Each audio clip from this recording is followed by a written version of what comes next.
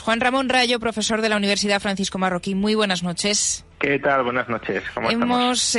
Pues muy bien, hemos dedicado la primera parte de este programa, porque hoy era el día, sobre todo económico, a analizar, a hacer un primer análisis de urgencia de esas medidas, de ese plan anticrisis que ha presentado hoy el presidente del Gobierno. Lo hemos hecho con la ayuda de nuestro compañero de Libre Mercado, con Domingo Soriano. Hoy os hemos tenido que separar y ahora vamos a dedicar los próximos minutos pues a hacer lo propio con tu ayuda. Porque, Rayo, yo no sé por dónde empezar, pero quizá por centrarte el balón, hoy vemos a un presidente del Gobierno hacer balance de final de año diciendo que España avanza, que vamos por la buena dirección y, sin embargo, acto seguido empieza a desgranar todas las medidas que ha aprobado hoy su Gobierno y que encabeza ese controvertido cheque de 200 euros para ayudar a las familias vulnerables a hacer la cesta de la compra. También la revisión de los contratos de alquiler, la congelación durante 6 meses, coincide justo con las elecciones autonómicas, la eliminación del IVA en los alimentos de primera necesidad, una reducción también, por ejemplo, en el caso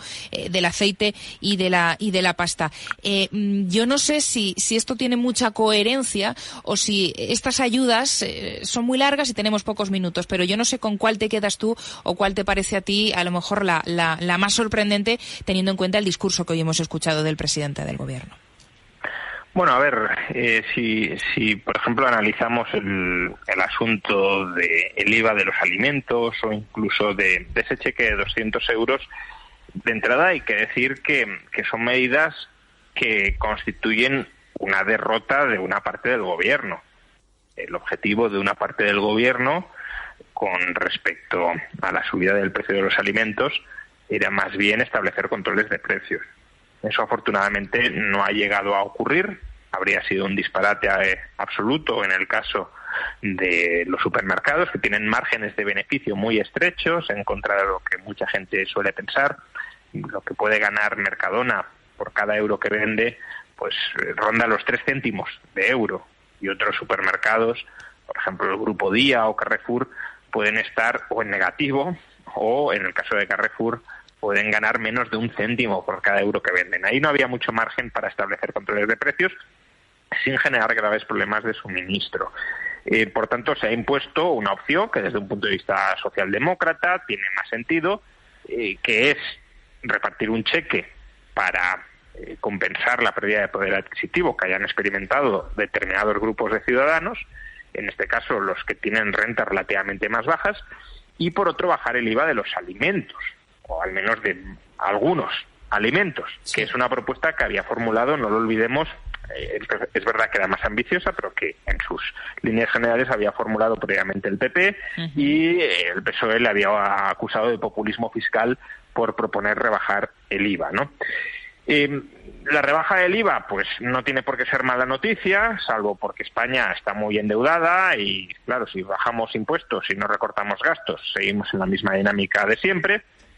El cheque, pues es una solución claramente menos mala que establecer controles de precios, pero aún así, sobre todo si perpetuamos este modelo, si es un cheque de una vez extraordinario, pues bueno, tampoco irá mucho más allá, pero si nos acostumbramos a que los gobernantes repartan cheques para que determinados, además con carácter más o menos arbitrario en función de la coyuntura, repartan cheques para determinados grupos sociales, pues al final lo que estamos generando son redes clientelares. Estos políticos me dan esta cantidad de dinero y por tanto los voy a seguir votando para que me la sigan dando.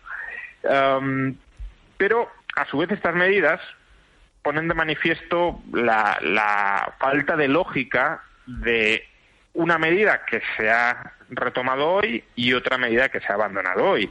La medida que se ha abandonado hoy es el descuento de 20 céntimos en los carburantes. Sí. Bueno, ¿por qué en ese caso no se bajaron los impuestos, como se hace en el caso del IVA de los alimentos? ¿O por qué no se dio un cheque focalizado a los sectores de la población más humildes? Porque al final bajar 20 céntimos de manera lineal todos los carburantes, por litro de carburante, lo que supone es que también están recibiendo ese subsidio los ricos, que son los que pagan supuestamente impuestos para financiar ese subsidio. No tiene mucho sentido como política redistributiva. Entonces, ¿por qué se hizo esto así? Pues porque en ese momento lo que se quería no era, en contra del discurso oficial, ayudar a los más desfavorecidos, sino maquillar las estadísticas del IPC, de la inflación. Y para eso necesitas bajar los precios para todos, no dar cheques, sino bajar directamente los precios con cargo a presupuesto, que es lo que se hizo. Ahora, como ya no es tan urgente eso, pues se abandona esa política y se adopta otra que está más focalizada y tiene más sentido que la que se abandona hoy. Y luego la otra que se prorroga hoy y que no tiene sentido precisamente porque no se adopta en ningún otro lado, es esa congelación de los alquileres. Más bajo de la tasa de paro desde 2008. Hay 500.000 de personas más trabajando que hace un año. 2.300.000 lo hacen con un contrato estable y la temporalidad entre los jóvenes ha caído casi 30 puntos. ¿De verdad podemos presumir de esto? Bueno, a ver, la inercia de creación de empleo de la economía española no viene de la reforma laboral.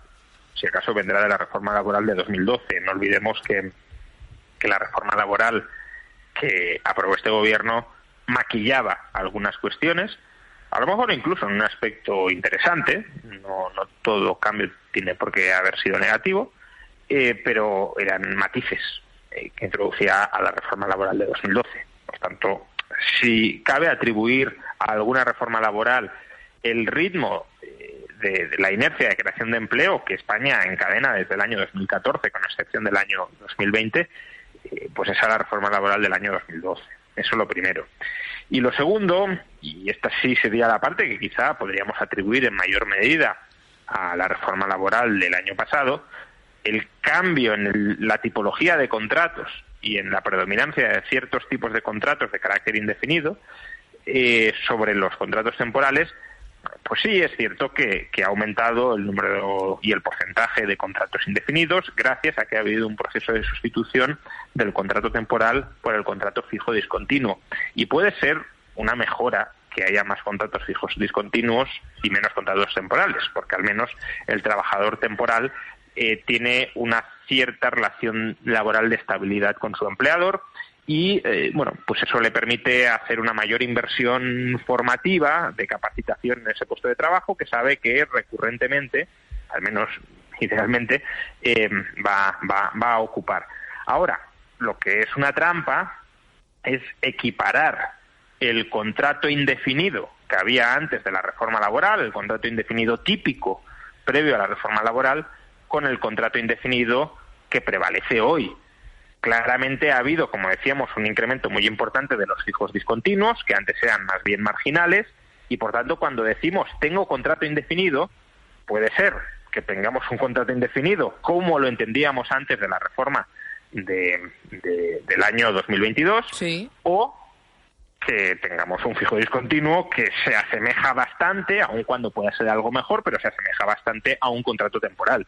Y pretender que todos los nuevos contratos indefinidos son de la misma calidad que los previos a la reforma laboral, que es más o menos el mensaje que se intenta trasladar desde el Gobierno y desde el Ministerio de Trabajo, pues obviamente eso es hacer trampas.